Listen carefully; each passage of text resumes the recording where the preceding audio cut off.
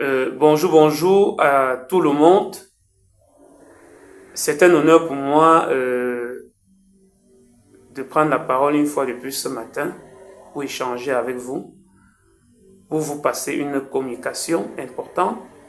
Mais avant toute chose, je tiens à dire merci à tous ceux qui ont participé avec nous aux événements qui ont meublé notre week-end.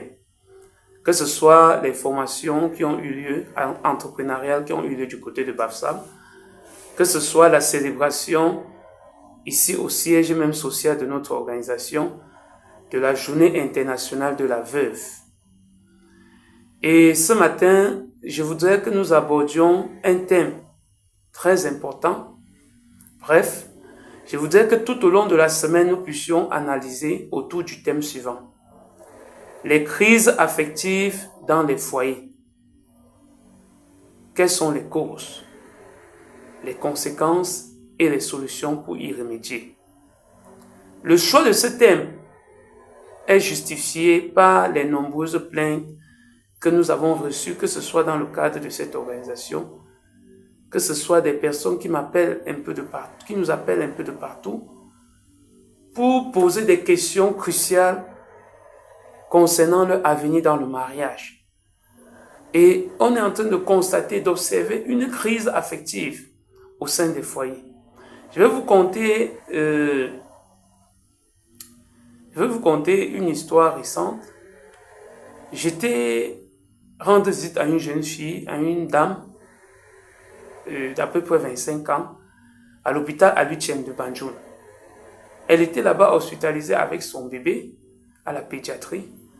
Et je suis arrivé à la pédiatrie. Quand je suis arrivé là-bas, nous avons passé le temps. Après, j'ai commencé. Il y avait beaucoup d'autres jeunes filles, beaucoup d'autres dames dans la même salle d'hospitalisation. Elles étaient à peu près 7 au total.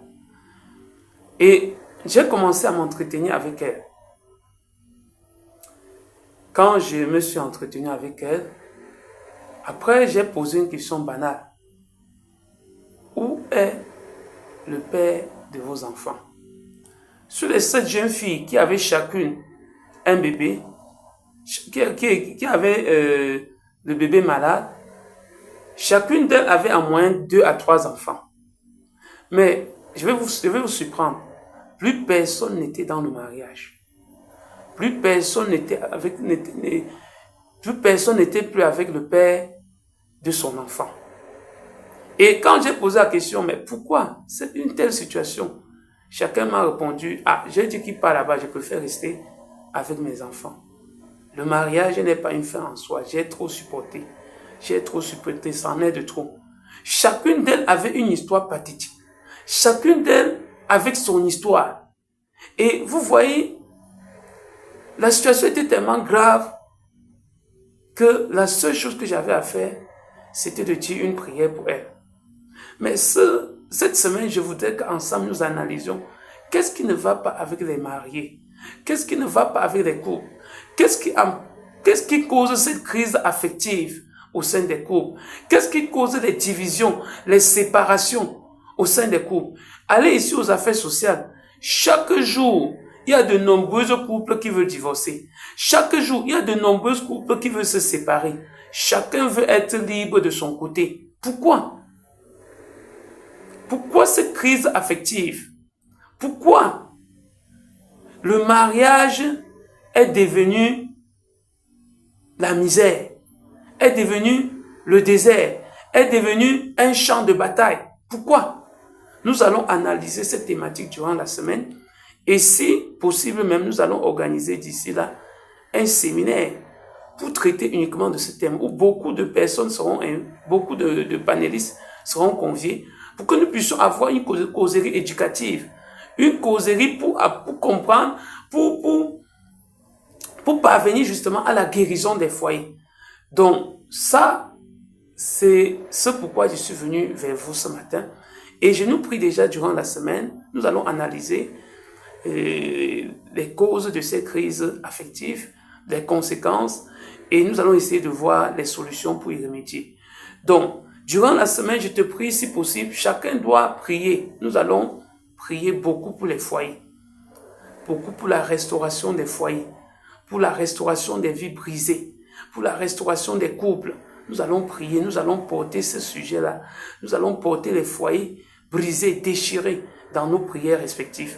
Donc, qu'importe ton obédience religieuse, je te prie de commencer maintenant à regarder autour de toi. Tu dois voir des personnes, pendant que je suis en train de parler, qui passent par ces temps difficiles dans leur foyer. Porte-les en prière, s'il te plaît. Ça peut être ta soeur, ça peut être ta tante, ça peut être ton oncle, ça peut être ta copine, ça peut être ton ami. Porte-les en prière. Mettons les foyers en prière. Plaidons devant le Seigneur. Implorons la miséricorde de Dieu pour les foyers. Donc, pendant que nous sommes en train d'analyser, pendant que nous sommes en train de souhaiter, de vouloir comprendre véritablement les causes de cette crise affectionnelle, je nous prie véritablement d'entrer, de baigner dans la prière pour soutenir ces foyers qui passent par des temps difficiles. Donc, merci à chacun d'entre vous de prendre ce sujet très au sérieux. Et déjà ce matin, à ton petit réveil, ne manque pas de porter les foyers, les couples brisés, les foyers déchirés, les couples déchirés. Ne manque pas de les porter en prière. Je vais faire une petite prière pour clôturer. Seigneur, merci. Merci Seigneur pour cette thématique que tu nous accordes de développer. Aide-nous Seigneur au travers de cette thématique à comprendre davantage quelles sont les causes de cette crise affectionnelle au sein des foyers, quelles sont les conséquences que cela pourra en résulter et éventuellement les solutions pour y remédier. Seigneur, nous voulons élever tous les foyers au trône de ta grâce ce matin et te prier de jeter un regard de compassion et de miséricorde envers eux et te prier, Seigneur, de venir en aide à tous ces foyers brisés, déchirés, divisés. Je t'en supplie au nom de Jésus-Christ de Nazareth. Seigneur, merci de nous accompagner cette semaine avec ce thème. Au nom de Jésus, nous avons prié. Amen. Bonne journée à tous et s'il vous plaît, prenez ce sujet au sérieux. Shalom.